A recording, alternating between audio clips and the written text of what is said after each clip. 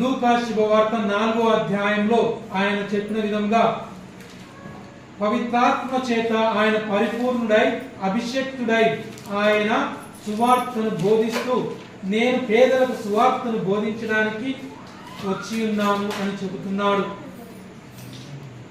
మరి గుడ్డి వారికి, చెవిటి వారికి, వికలాంగులకు, ఇంకా ఎంతో మంది అనారోగ్యులకు స్వస్థత కలగజేయడానికి, పీడితులకు, రోగులకు స్వస్థతను దయచేసి ప్రభుత్వ సంవత్సరమును, దైవరాజ్యమును ఆయన ప్రవచించుచున్నాడు.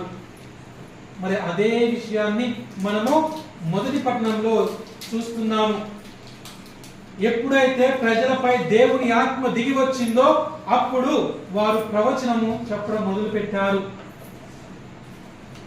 మరి అదే విషయాన్ని ప్రభు మనకి చూపిస్తున్నాడు.